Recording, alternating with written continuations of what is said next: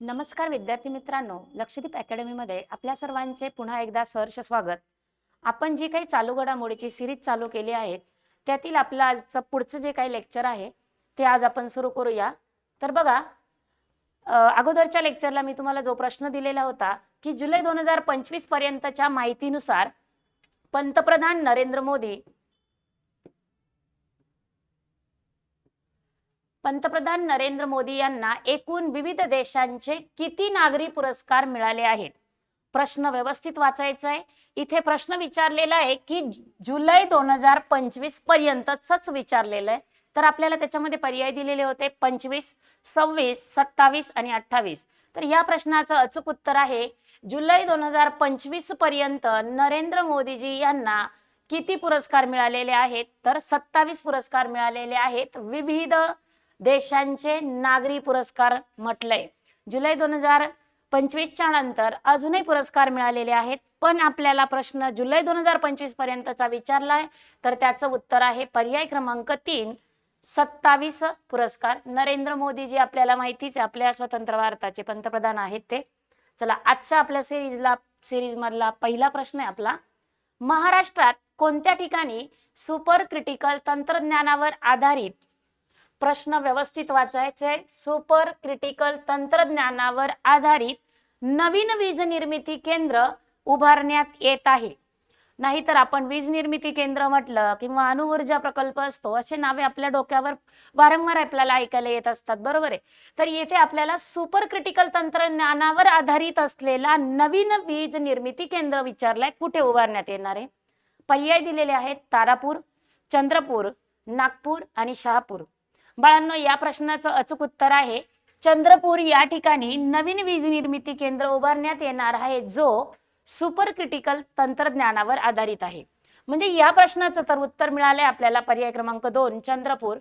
पण जे पर्यायमध्ये आपल्याला पहिला दिलाय तारापूर, तारापूर हे पण काय माहिती का, प्रसिद्ध ठिकाणी, आणि ते कशाबद्दल आहे तेही आपल्याला माहिती पाहिजे, कारण तो प्रश्न आपल्याला परीक्षेला हमखास विचारला जातो.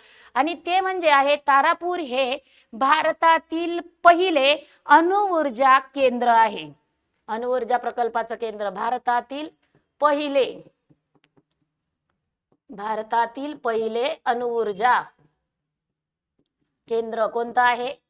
तर तारापूर येथे आहे. अणुऊर्जा प्रकल्पावर जे आधारित असतं आपलं ते. बघा, त्याच्यानंतर आपल्याला जे दुसरं दिलेलं आहे नागपूर. मग नागपूर या ठिकाणी कोणतं आहे? तर नागपूरमध्ये जे कोराडी आणि खापरखेडा आहे, तिथे वीज निर्मिती केंद्र आहे. नागपूरमधील कोराडी आणि खापरखेडा, बघा, या दोन ठिकाणांची नावं आपल्याला व्यवस्थित लक्षात ठेवायची आहे की कोराडी व खापरखेडा या दोन ठिकाणी, नागपूरमधले दोन ठिकाणे, आणि तिथे वीज निर्मिती केंद्र आहे. पुन्हा आपल्याला बघा, आपल्या नाशिक मधलंही विचारलं जाऊ शकतं की नाशिक येथे कोणतं ठिकाण आहे की तिथे वीज निर्मिती केंद्र आहे? तर त्याचं उत्तर येतंय की नाशिकमध्ये आहे एक लहर एक हे ठिकाण.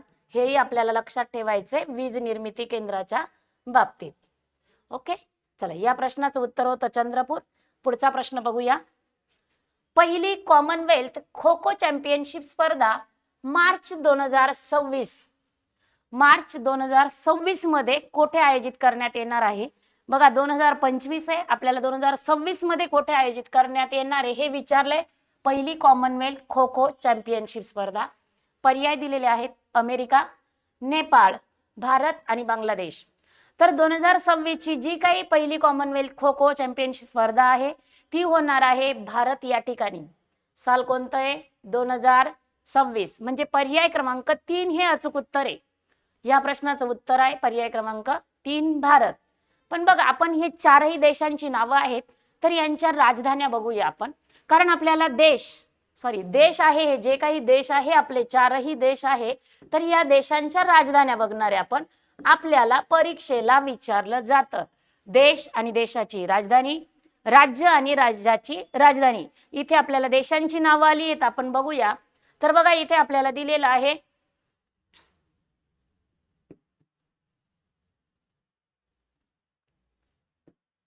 अमेरिका. मग अमेरिका या देशाची राजधानी कोणती आहे? तर त्याचं उत्तर येत आहे वॉशिंग्टन. पुन्हा दुसरं दिलेलं आपल्याला नेपाळ. मग नेपाळ देशाची राजधानी कोणती, तर ती आहे काठमांडू.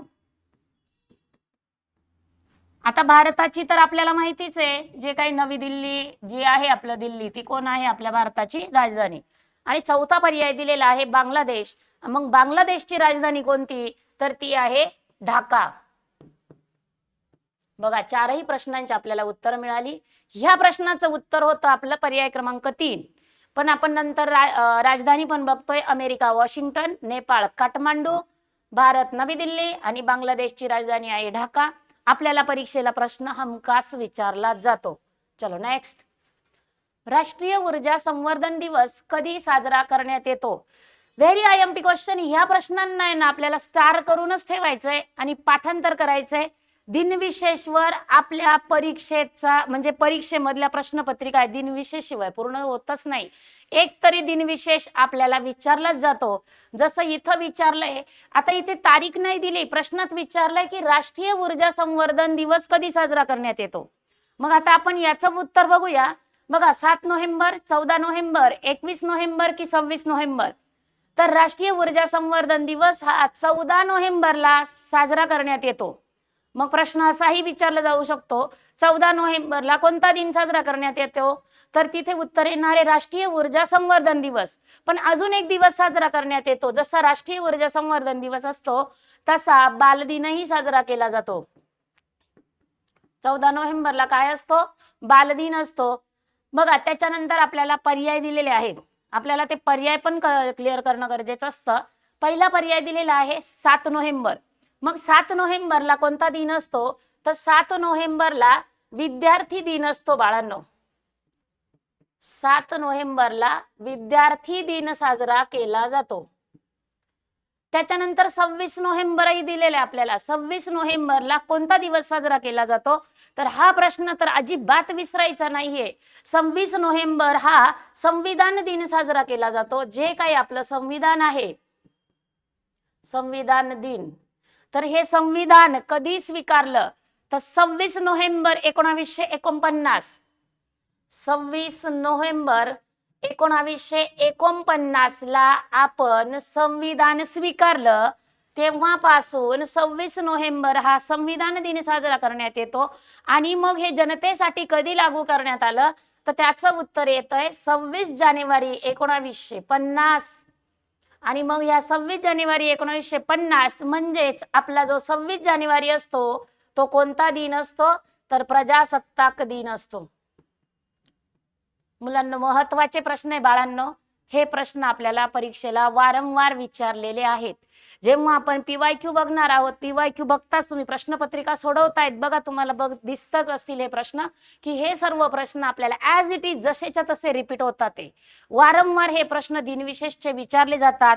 संविधान दिन असेल, बालदिन असेल, महाराष्ट्र दिन असेल, कामगार दिन असेल किंवा मराठी भाषा गौरव दिन असेल, विज्ञान दिन असेल, प्रजासत्ताक दिन, स्वातंत्र्य दिन, आपल्याला मकर संक्रांत दिन हा सुद्धा विचारला जातो किंवा पोलीस रेझिंग डे विचारला जातो, पोलीस स्मृती दिन विचारला जातो.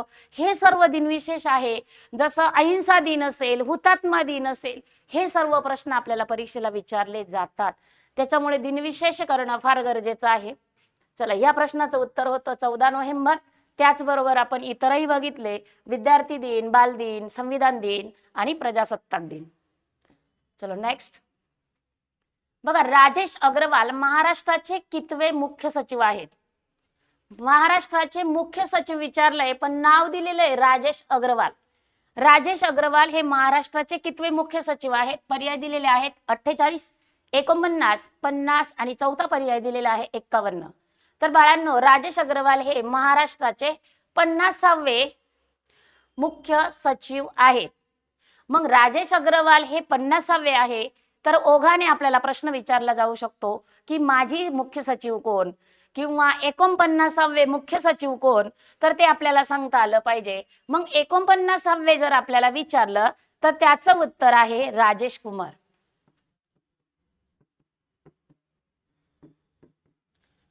राजेश कुमार जे आहे ना, तर राजेश कुमार हे जून 2025 मध्ये त्यांनी पदभार स्वीकारला होता. कधी? जून 2025 मध्ये पदभार स्वीकारला होता. आणि जे आपले आता राजेश अग्रवाल आहेत, यांनी पदभार कधी स्वीकारला मुख्य सचिव पदाचा? तर त्यांनी नोव्हेंबर 2025 मध्ये. जे कोण? राजेश अग्रवाल, 50वे आहेत. राजेश अग्रवाल यांनी नोव्हेंबर 2025 मध्ये महाराष्ट्राचे मुख्य सचिव म्हणून पदभार स्वीकारला. म्हणजेच आता हे राजेश अग्रवाल हे कितवे झाले आपले मुख्य सचिव? 50वे. 49वे कोण? तर राजेश कुमार, माजी मुख्य सचिव. चलो नेक्स्ट क्वेश्चन देखते हैं. शहर पक्षांची निवड करणारे महाराष्ट्रातील पहिले शहर. आपण राज्य पक्षी बघत होतो, राष्ट्रीय पक्षी बघत होतो, पण प्रश्न नवीन आहे. व्हेरी IMP क्वेश्चन आहे मुलांनो. बाळांनो, जे नवीन प्रश्न येतात ना, आपल्याला अपडेट राहायचंय. अपडेट राहणार तेव्हाच आपले करंट अफेअरचे मार्क्स जाणार नाही आणि आपण मेरिट मध्ये बसणार आहोत. शहर पक्षाची निवड करणारे महाराष्ट्रातील पहिले शहर विचारलंय. पर्याय दिलेले आहेत. नाशिक, दुसरा दिलाय अमरावती, तिसरा आहे सोलापूर आणि चौथा पर्याय दिलेला आहे कोल्हापूर. तर बघा, महाराष्ट्रातलं पहिलं शहर ठरलंय ज्याने काय निवड केलंय? शहर पक्षाची निवड केली आहे आणि ते म्हणजे अमरावती, पर्याय क्रमांक 2. हे झालं ह्या प्रश्नाचं उत्तर. मग आपल्याला नाशिक, सोलापूर आणि कोल्हापूर असे तीनही पर्याय दिलेले आहेत. त्यांच्याविषयी पण माहिती बघूया. नाशिक काय आहे? कॅपिटल ऑफ वाईन म्हणून ओळखलं जातं. किंवा नाशिकची काय प्रसिद्ध आहेत? तर द्राक्ष. नाशिकची काय प्रसिद्ध आहेत? द्राक्ष. पुन्हा नाशिक या ठिकाणी कुंभमेळा भरतो. भारतात जो 4 ठिकाणी भरतो त्यातील नाशिक हे एक ठिकाण आहे की ज्या ठिकाणी कुंभमेळा भरतो. पुन्हा पर्याय क्रमांक 3 दिलेला आहे बघा, सोलापूर. सोलापूरचं काय प्रसिद्ध आहे? तर सोलापूरची चादरी प्रसिद्ध आहे, हेही आपल्याला लक्षात ठेवायचंय. पुन्हा कोल्हापूर. कोल्हापूर काय आहे? तर कोल्हापूर हे कुस्तीगिरांचा जिल्हा म्हणून ओळखला जातोय, हे पण आपल्याला लक्षात ठेवायचंय. कुस्तीगिरांचा जिल्हा. किंवा महालक्ष्मी अंबाबाईचं प्रसिद्ध मंदिर आहे तिथे. त्याचबरोबर कोल्हापूरला चर्म उद्योगाचा जिल्हा, चामडी उद्योगाचा जिल्हा असंही म्हटलं जातं. कोल्हापूर या शहराविषयी माहिती बघितली. चला तर पुढचा प्रश्न आहे आपला. अलीकडेच बंगालच्या उपसागरात निर्माण झालेल्या दितवाह चक्रीवादळामुळे, चक्रीवादळाचं नावही लक्षात ठेवायचंय, जे की अलीकडेच आलेलं होतं बंगालच्या उपसागरामध्ये. या दितवाह चक्रीवादळामुळे कोणत्या देशात राष्ट्रीय आणीबाणी? शब्द व्यवस्थित आपल्याला वाचायचे. जेव्हा आपण व्यवस्थित वाचणार तेव्हाच उत्तर देता येतंय की राष्ट्रीय आणीबाणी घोषित करण्यात आली. पर्याय दिलेले आहेत भारत, बांगलादेश, श्रीलंका आणि चौथा पर्याय दिलेला आहे म्यानमार. बघा, हे जे 4 देश आपल्याला सांगितले याच्यापैकी कोणत्या देशाने चक्रीवादळामुळे राष्ट्रीय आणीबाणी घोषित केली आहे? तर बघा, या प्रश्नाचं उत्तर आहे पर्याय क्रमांक 3, श्रीलंका. या देशाने काय केली आहे? तर राष्ट्रीय आणीबाणी घोषित केली आहे दितवाह या चक्रीवादळामुळे. पर्याय क्रमांक 3. बघा, पुन्हा आपल्याला दिले भारत, बांगलादेश आणि म्यानमार. आपण अगोदरही बघितलं होतं की देशांची नावं आली आहे, तर आपण राजधानी बघतोय. तर भारताची राजधानी कोण? आपली नाव दिले आपण नवी दिल्ली. बांगलादेशची राजधानी कोण? आपण अगोदरच्याच एका प्रश्नामध्ये बघितलं, तर बांगलादेशची राजधानी ढाका. श्रीलंकाची राजधानी कोलंबो आणि म्यानमारची राजधानी आहे ते आहे म्यानमारची राजधानी हे नेपिडॉ.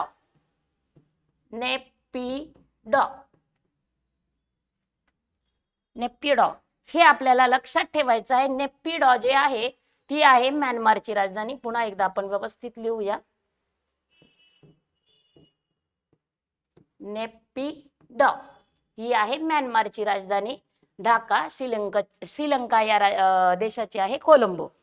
बघा, आपण जे काही चालू घडामोडी बघतो हे प्रश्न मी तुम्हाला जसा प्रश्न आणि त्या प्रश्नाचं उत्तर तर घेतोच आहे, पण त्याच बरोबर आपण काय करतो आहोत, त्या प्रश्नासोबत असलेले इतर आपण पर्यायही क्लिअर करत असतो. अशाच सर्व चालू घडामोडींचे डिटेल मधले जर आपल्याला PDF पाहिजे असेल किंवा आपल्याला हे लेक्चर अजून जे आपण अधिकाधिक प्रश्न घेतलेले हे सर्व आपल्याला डीपमध्ये बघायचे असेल तर आपलं चालू घडामोडीचं ॲप आहे जे लक्षदीप अकॅडमीच्या नावाखाली आहे, बरोबर. तर लक्षदीप अकॅडमीमध्ये जे आपलं चालू घडामोडीचं ॲप आहे ते आपल्याला डाउनलोड करायचं आहे. त्याच्यामध्ये सर्व आपल्याला PDF स्वरूपात नोट्स दिलेले आहेत, सर्व टॉपिक्स डिटेलमध्ये कव्हर केलेले आहेत.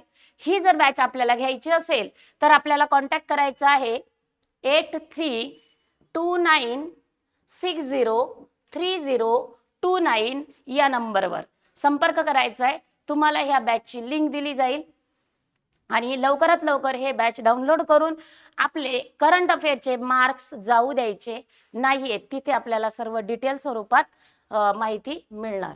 नेक्स्ट, ICC कडून नोव्हेंबर 2025चा प्लेयर ऑफ द मंथ पुरस्कार कोणाला जाहीर करण्यात आला? बघा, ICC कडून नोव्हेंबर 2025चा प्लेयर ऑफ द मंथ पुरस्कार सांगितलाय. पर्याय दिलेले आहेत दीप्ती शर्मा, शेफाली वर्मा, हरमनप्रीत कौर आणि यापैकी नाही. तर बघा, या प्रश्नाचं उत्तर आहे शेफाली वर्मा यांना नोव्हेंबर 2025चा प्लेयर ऑफ द मंथ हा पुरस्कार देण्यात आलेला आहे. बघा, प्लेयर ऑफ द पुरस्कार हा 57 ICC नोव्हेंबर 2025 जो महिला विश्वचषक पहिला म्हणजे आपला पहिल्यांदा आपण जिंकलाय महिला संघाने, तर ह्या संघामधलीच ही एक खेळाडू आहे आणि तिला हा पुरस्कार देण्यात आला आहे. मग या स्पर्धा ज्या होत्या, महिला वर्ल्ड कप ज्या स्पर्धा होत्या, महिला विश्वचषक स्पर्धा झाल्या, ह्या कोणत्या कालावधीच्या दरम्यान होत्या? तर बघा, त्या होत्या 30 सप्टेंबर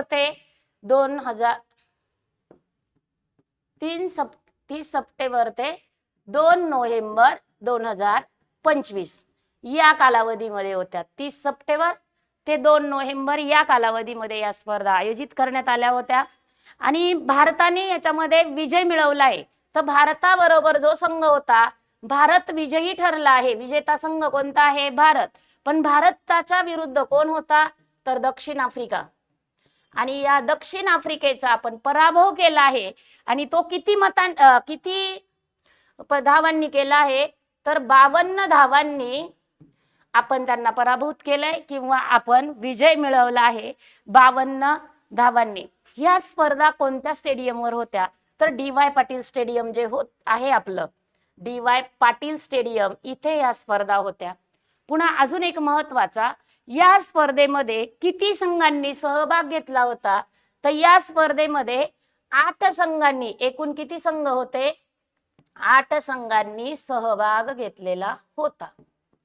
ओके, म्हणजे जे आपले झालंय महिला विश्वचषक स्पर्धा त्याविषयीचे महत्वाचे प्रश्न, महत्वाचे पॉइंट्स आपण नोट्स करून घेतले. बघा, पुन्हा सांगते की आपल्याला ह्या सर्व नोट्स PDF स्वरूपात डिटेलमध्ये हव्या असतील तर आपल्याला 8329603029 या नंबरवर संपर्क साधायचा आहे आणि आपल्याला PDF मिळवायचे आहे. चला नेक्स्ट, जागतिक बॉक्सिंगचे नवीन अध्यक्ष म्हणून कोणाची नियुक्ती करण्यात आली? प्रश्न छान विचारलेला आहे बघा आपल्याला. जागतिक बॉक्सिंगचे नवीन अध्यक्ष पर्याय दिलेले आहेत जितेंद्र सिंह, गेनाडी गोलोवकिन, जॅकोलोन. चौथा पर्याय दिलेला आहे यापैकी नाही. बघा, या जागतिक बॉक्सिंगचे नवीन अध्यक्ष म्हणून पर्याय क्रमांक 2 मध्ये जे दिलेलं आहे गेनाडी गोलोवकिन यांची नियुक्ती करण्यात आली आहे. हे जागतिक दर्जाचा प्रश्न होता. जर आपल्याला प्रश्न विचारला ना तर याच्याशीच रिलेटेड काय प्रश्न विचारला जाऊ शकतो? तर महाराष्ट्र